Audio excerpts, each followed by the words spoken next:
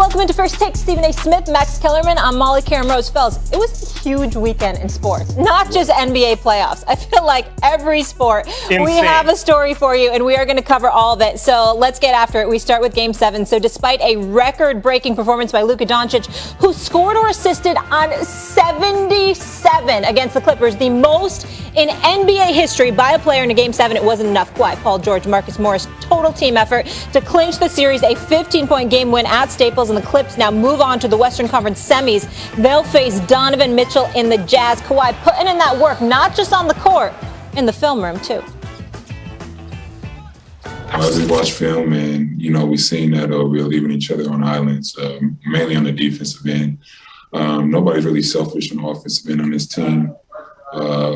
That's up to me and PG and playmakers on the offensive end not to be selfish, because at times you feel like you got to do it all. But, these games aren't won with just one or two great players. You need a whole 17 or 16 players that you have, guys on the bench clapping, letting you know what's going on, and, the rotation players. So, I think we had trust at the beginning, but we just had to dial in on what we were doing. What do you think you've been able to prove in this series and even last year in the playoffs? I mean, nothing yet. We've been in the playoffs twice since I'm there. We lost both times, so nothing yet. You get paid to win, so we didn't do it. All right, I told you about Luka. Let's talk Kawhi. He became the first player since Shaq in 2000 to score 30 points per game on 60% shooting in a single playoff series. What's even more impressive, his average shot distance was over 13 feet. Shaq's under 5. Stephen A. Mm-hmm. Are you confident in Kawhi and PG-13, that duo now? Hell no. I mean, I congratulate them on getting past the first round. They handled their business. I had my reservations at first. I thought they were going. I picked them to win the series at the start of the series, Max. Then I thought they were going to get swept after losing the first two in L.A. Props to them. They came back, but then they go back to Los Angeles and they lose Game 5. Yeah, the Mavs are supposed to be done winning. They're giving up 40 to Luka, and then they're going back to Dallas in Game 6, which I thought they would win. I thought they would win Game 6 and then be typical Clippers and lose in Game 7 because of the way the series had gone. But props to Kawhi Leonard for showing up, showing out, handling his business, reminding us the superstar talent that he is. Major props. And props to Paul George as well. Averaged 23 a game in this series. Shot better than 46% from the field in this series. He handled his business as well. Marcus Morris came up big time yesterday with some big time shots. I give him a lot of credit along with Reggie Jackson. But with all due respect, the Dallas Mavericks might have Luka, but they ain't the Jazz. That's the next team. Top 4 offensively, averaging better than 116 points per game. Top 3 defensively, yielding about 107 a game. In their first round playoff series against the Utah Jazz, they got not 1, not 2, not 3, not 4, but 5 dudes averaging at least 17 a game. They got elite perimeters, defenders like Conley and Royce O'Neal on the perimeter. You've got Rudy Gobert, who may be Defensive Player of the Year in the interior. And, oh, by the way, they got a superstar, too, because Donovan Mitchell is on that level. Let me be very, very clear. I'm not speculating. I ain't guessing. I don't need to see. I've seen it. Donovan Mitchell is D-Wade 2.0. This brother is something special. And whatever you had to deal with Luka, you going to have to deal with Donovan Mitchell. So Kawhi and Paul George, look out, because Donovan Mitchell is coming. The difference between him and Luka is that Donovan Mitchell got help. I didn't even remember Bogdanovich, Conley, and Gobert and those boys offensively, okay? Oh, and Engel as well. Ingles, Clarkson. That's right, Ron Clark.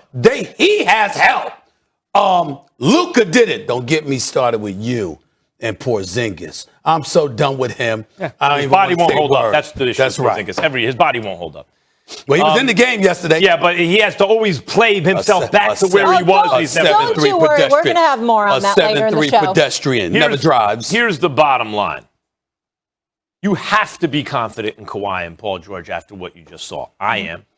The real issue has never been Kawhi. Will Kawhi answer the bell? Has he had bad games in the playoffs? Everyone has, including Kawhi. Kawhi is one of the most clutch players who's ever played basketball. Look at his playoff resume. He is a 2-time Finals MVP. Once as a 22-year-old baby, and later on as the best guy on the team in Toronto for 2 different franchises. And by the way, Stephen A., that's just the Finals MVP. If they gave out playoff MVP, he'd have some of those too. Because he's had playoffs where by then you go, that dude was the most clutch dude in the playoffs, including the year he won it with Toronto. Okay. The series against Toronto was not his most impressive series. He went crazy that whole time. Okay, Kawhi as a lead dude in the playoffs, you have to be confident in. He did it again.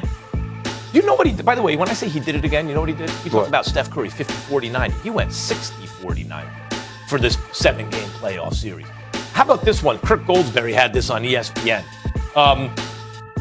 Of all players ever to score 200 points in a playoff series, if you scored 200 points, probably went 7 games, right? Yeah. There are only 3 dudes until now who shot 60% from the field. 60. And Kawhi is a wing. Those shots, as we saw from the graphic, are coming from distance. Shaq wasn't a wing. Kareem wasn't a wing. Bernard King. Stephen A. remembers a sweet shooting dude. Bernard. Those are the only 3 ever to have 200 points, 60%. Kawhi is fine. So the question is Paul George. Do you have confidence in Paul George? What did we see from Paul George? He's played in this series consistently better than he's played in high leverage moments throughout his career in the playoffs. Playoff P, if anything, is Porzingis now, not Paul George. Let's be honest. Is that a second banana who you can win a title with? Yep. From what I saw, that dude played well enough to be the second dude. He has to keep that up. The Jazz are a whole lotta. Right now, you make me pick, I'll take the Clippers because they have Kawhi and Paul George. I'm not doing that. You're going to have to show me you could beat the Utah Jazz. I think the Utah Jazz are the best team in the Western Conference. I think they'll beat Phoenix or Denver, and I definitely think they'll beat the Clippers. You got to show me you can take these brothers out because I believe in these Utah Jazz, because I believe in Donovan Mitchell. Everything is predicated on Donovan Mitchell. If he's not playing, all bets are off.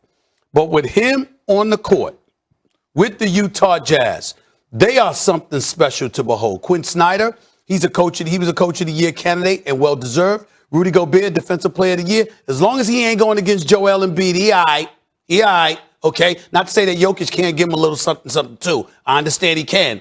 But I'm just saying, Joel Embiid is a different monster because of his athleticism and his abilities. With Jokic, he can't jump onto a curb, but somehow, some way, nobody can stop him. I've never understood Passing that. ability is better. I'm just saying that's not you. If you're a defender against Jokic, you can't worry about his passing. That's what I mean. I'm talking about a straight up defense, a straight up, like manning up against them. No doubt. If you pass the ball to somebody else, that's not your concern. I'm just talking about what he did to Yusuf Nurkic. Does Gobert want to follow him out to the 3-point line?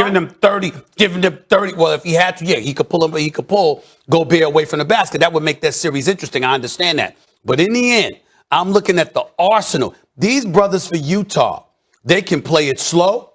They can play up tempo, and they hit threes. Yeah. They shoot and defend. Threes. It's going to be interesting, no doubt. Can't wait for but the series. I got Utah. I got Utah winning that series. Guess By the what? way, So does Vegas. Mike Conley's hamstring, not so great. So, Donovan Mitchell needs everything you said is true about the team. He still needs a second dude, a second banana like Kawhi has, who can get his own shot, hook up his teammates. You still need that. All right, and guys, Conley's not going to be that. We'll get into this a little later. Yeah. All right, maybe. We disagree. Let's leave it there. We disagree. But the Jazz have the best odds to win the West. That's according to Vegas. And then the Clippers